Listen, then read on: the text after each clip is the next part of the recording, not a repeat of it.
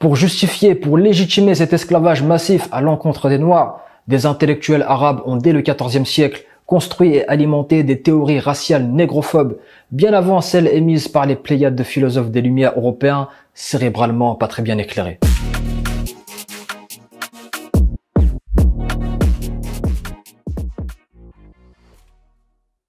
Bienvenue à toutes et à tous pour ceux qui me découvrent à travers cette vidéo. Je suis Mohamed Diop, dit l'Afro-penseur, créateur de contenu éducatif, stimulateur de réflexion. J'œuvre pour la revalorisation du patrimoine culturel, scientifique et civilisationnel de l'Afrique au reste de l'humanité. Je suis porteur d'une vision panafricaine, convaincu que l'essor de notre continent passera inéluctablement par notre capacité à nous unir malgré notre diversité. Si tu te reconnais dans ces aspirations, n'hésite pas à rejoindre la Black Spirit Communauté dès maintenant en t'abonnant. Suite à la réalisation de la série portant sur les origines de la négrophobie française, je vous renvoie aux vidéos disponibles sur la chaîne, vous avez été nombreux à exprimer le souhait d'aborder également les origines de la négrophobie maghrébine. C'est tout naturellement que je vais donc sur cette plateforme traiter ce sujet en complément des éléments évoqués lors de mon live Instagram du 5 mars 2023. En voici une courte synthèse. Bien évidemment, les pays maghrébins sont négrophobes. Il n'y a pas de tabou en fait à le dire, il n'y a pas de gêne à le dire, c'est une réalité parce que les faits que je vous ai énoncés, vous-même vous pouvez me lister d'autres faits par rapport à tous les pays que j'ai listés, par rapport aux migrants. Quand on regarde l'histoire, à chaque fois, principalement à chaque fois qu'on a, que ce soit dernièrement comme je l'ai dit en Libye, lorsqu'on les a mis de côté, qu'on les a vendus, qu'on les a emprisonnés, et qu'on les a vendus comme des légumes, comme des fruits, c'était des migrants. Là, ce qui se passe en Tunisie, c'est des migrants. Ce qui s'est passé en Égypte, c'est des migrants. Au Maroc, c'est des migrants. En Arabie Saoudite, bon, c'est eux qui viennent volontairement pour essayer de trouver du travail. Mais dans la majorité des cas, après le cas de la Mauritanie, c'est encore un cas à part. Mais dans la majorité des cas, on a des Noirs du continent qui quittent le continent pour aller dans ces pays-là. Et moi, j'aimerais également à mon niveau, à mon petit niveau, leur donner un message par rapport à ça. Et là où ça devient dangereux, c'est que lui, il sait ce qu'il fait.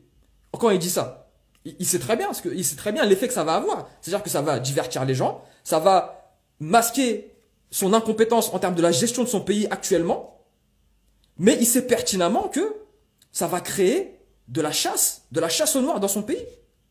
Et c'est ce qui s'est passé. Parce que comme je vous l'ai dit tout à l'heure, la Tunisie, comme la plupart des pays maghrébins, ils ont ce racisme systémique. C'est en eux, c'est dans le système. Et ils ont aussi ce racisme culturel. Donc, étant donné que la situation dans leur pays va mal, étant donné que c'est compliqué pour eux déjà, ils ont du mal déjà à vivre de manière décente, mais c'est la proie facile de dire que, de faire porter le chapeau aux migrants. C'est très simple en fait, de les placer comme bouc émissaire. Parce qu'en disant ça, forcément, qu'est-ce qui va se passer derrière? Bah, tous les racistes qui sont dans ces pays-là, et là en l'occurrence en Tunisie, tous les racistes de la Tunisie, bah, ils vont forcément faire des dingueries aux subsahariens, et c'est ce qui s'est passé. Ça n'a pas manqué. Ça n'a pas manqué. Maintenant, ce ne sont pas tous les Tunisiens qui ont fait ça. Ce ne sont pas tous les Tunisiens. Mais le président, sachant pertinemment que ce racisme est présent dans leur culture, si on reste sur le cas de la Tunisie, comment se fait-il que les imams ne sont pas intervenus? Les imams d'internet ne parlent pas, ne font pas de vidéos là-dessus, alors qu'ils ont pignon sur rue, alors qu'ils ont beaucoup d'abonnés, alors que, voilà, comment ça se fait, ils ne parlent pas? Moi, on va pas me faire croire que ces imams-là ne sont pas au courant de la situation. C'est impossible. Personne ne me fera croire qu'ils ne sont pas au courant de cette situation. Ça, c'est du mensonge. Ils sont tous au courant. Donc, s'ils sont tous au courant, pourquoi ils ne parlent pas? Maintenant, pourquoi l'utilité de parler? Je vais vous dire pourquoi c'est important qu'ils parlent. Parce qu'on pourrait dire aussi, ouais, mais ça les concerne pas directement. Pourquoi ils parleraient? Pourquoi ils parleraient de ça? Eux, c'est pas des Noirs. On pourrait se dire ça. Mais je vais vous dire pourquoi on peut pas se dire ça. Je vais vous dire que si on tient ce genre de discours, on cautionne aussi cette inaction et le fait de rien dire. Les imams, qu'on le veuille ou non, par rapport au climat français, c'est une voix, ce sont des voix. C'est-à-dire que ce sont des acteurs qui ont une influence sur la communauté, une influence directe. Parce que, dans leur mosquée, il y a des Noirs Il y a beaucoup de Noirs, beaucoup d'Arabes qui prient les uns à côté des autres. Beaucoup de ces imams-là, certains sont des Tunisiens, d'autres sont des Maghrébins. Donc, dans leurs pays respectifs, il y a cette négrophobie. Et ils le savent très bien parce qu'ils sont issus de ces cultures. Ils connaissent très bien, ils savent très bien que parmi leur peuple, je dis pas tout leur peuple, mais parmi leur peuple, il y en a qui ont cette maladie au cœur. Quand on voit en Tunisie des Ivoiriens qui se font frapper, quand on voit des Maliens, des Guinéens, des Sénégalais, des Comoriens, et toutes ces communautés-là, elles sont dans les mosquées en France. Donc c'est avoir un minimum de respect pour eux, d'aborder le sujet. On peut pas dire, ouais mais non, ça me concerne pas, ou j'ai pas entendu, je suis pas au courant. Moi je peux pas accepter ça. Je peux pas accepter ça. En tant que musulman, il faut se dire les choses. Pour mener à bien cet épisode, je me suis également référé à des données figurant dans les ouvrages suivants. Le génocide voilé de Tidjane Ndiaye, l'esclavage en terre d'islam de Malek Chebel et l'esclavage en islam de Mohamed Djako. Loin de toute subjectivité, deux facteurs nous permettent d'affirmer sans équivoque l'existence d'une formelle négrophobie maghrébine.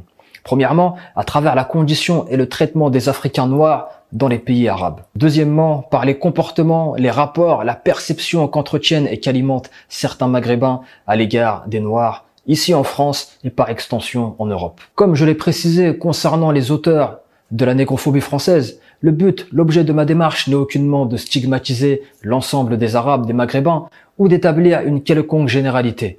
Mais il est à mon sens essentiel, si l'on souhaite bien évidemment réellement régler ce problème, être franc, se munir d'un courage intellectuel, faire preuve d'objectivité, sans se cacher derrière une prétendue fraternité religieuse qui nous empêcherait d'aborder cette infamie. Le but étant de l'éradiquer. Et oui, c'est ainsi que les rapports basés sur le respect mutuel sont établis. Comme le dit l'afropenseur, en l'absence de respect mutuel, il n'y a pas de fraternité possible envers qui que ce soit. Cette étude sera composée de 2 épisodes qui auront pour objectif respectif comprendre comment est né ce mépris envers l'homme noir, quel est son point de départ, comment celui-ci s'est instauré et a perduré à travers les siècles dans l'inconscient collectif des peuples arabes. Ainsi que le deuxième, ayant pour objectif de sensibiliser les Noirs dans leur ensemble, y compris les musulmans noirs qui ont comme co-religionnaires les Maghrébins, définir l'état d'esprit, la posture et l'attitude à tenir radicalement pour solutionner ce problème, cesser de perpétrer ce déséquilibre et rétablir naturellement le respect. Le passé, l'analyse de l'histoire nous apporte les réponses au sujet de la perception, de la considération des peuples africains noirs par les Maghrébins. L'élément crucial, déterminant, responsable de cette situation est bien évidemment la traite orientale. Ce crime contre l'humanité, ce rapport dominant-dominé dont l'homme noir a été l'objet officiellement du 7e au 21e siècle, soit près de 14 siècles. Même si officieusement l'esclavage persiste jusqu'à aujourd'hui dans certains pays comme la Mauritanie et le cas des Arachines. Pour ce faire, je vais mettre en exergue différents éléments directement liés à cette traite orientale ayant à mon sens joué un rôle prééminent dans la construction de cet inconscient collectif. Pour débuter, nous pouvons mentionner le pacte de Bact, un traité établi en 652, soit une vingtaine d'années après la mort du prophète de l'islam. Dans un contexte de bataille et d'expansion, l'Égypte ayant pris à cette époque l'ascendant sur le peuple nubien, un pacte est alors conclu entre l'émir Abdallah Ben Saïd et le roi nubien Khalid Jura.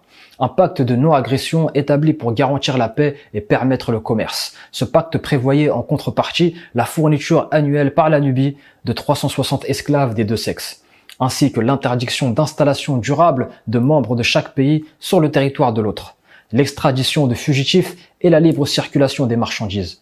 On évalue à près de 100 000 esclaves livrés à l'Égypte sur la durée totale de ce pacte. Cette livraison annuelle forcée de centaines de milliers d'esclaves fut destinée à fournir l'Égypte, mais également la Turquie, la Perse, l'Arabie, la Tunisie et le Maroc. À travers ce pacte, ce fut la première forme d'esclavage oriental de masse instaurée à l'encontre des populations d'Afrique noire.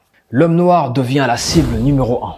Depuis les premières civilisations dans le monde en général, avant même l'avènement de l'islam, l'esclavage a existé. Il a été composé de noirs importés d'Afrique, ainsi que de blancs capturés dans la péninsule ibérique, sur mer ou achetés sur des marchés d'esclaves slaves. L'importation d'esclaves noirs sur une grande échelle modifiera l'attitude des arabo-musulmans envers les hommes à la peau sombre.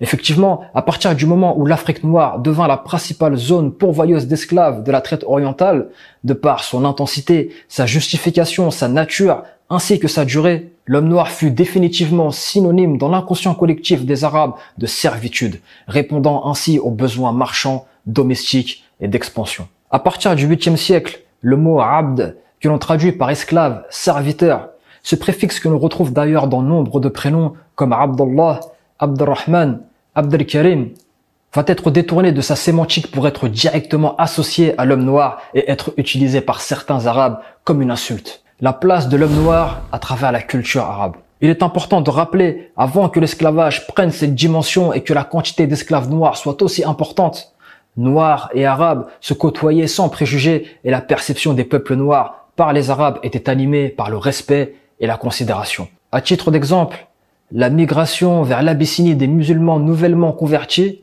l'Éthiopie chrétienne étant considérée par le dernier des messagers comme une terre de justice, de paix, de sécurité. Le roi Négus ayant accueilli et protégé à la demande du prophète de l'islam les musulmans qui subissaient à cette époque de multiples persécutions sur leur terre d'Arabie. C'est bien la traite orientale qui a enfanté ce racisme, cette négrophobie, qui s'est au fil des siècles développée dans la culture arabe. En effet, les esclaves de la traite orientale étaient utilisés dans plusieurs domaines occupant différentes fonctions, comme gardiens de harem, des esclaves européens asiatiques, mais essentiellement des Africains noirs ayant subi la castration devenus eunuques, esclaves sexuels, notamment dans ces harems, domestiques, esclaves militaires, janissaires, esclaves chanteuses. Pour justifier, pour légitimer cet esclavage massif à l'encontre des Noirs, des intellectuels arabes ont dès le XIVe siècle construit et alimenté des théories raciales négrophobes, bien avant celles émises par les pléiades de philosophes des Lumières européens, cérébralement pas très bien éclairés. On peut citer Saïd Ben Ahmed Saïd, qui émettra sa théorie basée sur les différents climats, en expliquant que ceux-ci sont naturellement responsables des différentes couleurs de peau, mais aussi des différents tempéraments des hommes, des mœurs et croyances. La couleur noire étant selon lui dépourvue d'équilibre de jugement, de sûreté d'appréciation, la légèreté, la stupidité, l'ignorance l'emporterait chez eux. Ou encore le savant tunisien Ibn Khaldoun qui écrira vers 1375 lors de sa retraite au Khala d'Ibn Selama près de Thiaré en Algérie. Il est vrai que la plupart des nègres s'habituent facilement à la servitude, mais cette disposition résulte d'une infériorité d'organisation qui les rapproche des animaux bruts. Ou bien encore le poète irakien Al-Mutanabi ayant dédié des satires injurieuses à l'encontre de l'eunuque lubien Abu al-Misk Kafur, devenu gouverneur de l'Égypte en 966. En voici un extrait. « Jamais je n'aurais pensé vivre pour voir le jour où un chien me ferait du mal et en serait loué.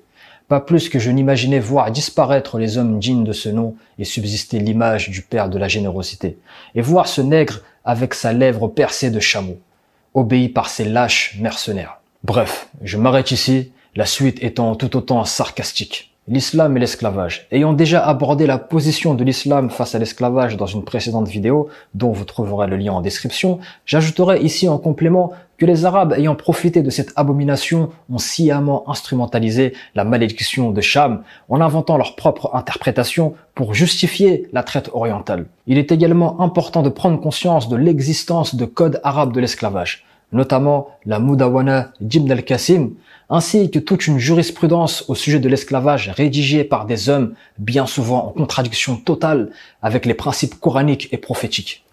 Pour cela, je vous renvoie vers les travaux de Mohamed Jacko, notamment son ouvrage « L'esclavage en islam entre les traditions arabes et les principes de l'islam ». Black Spirit.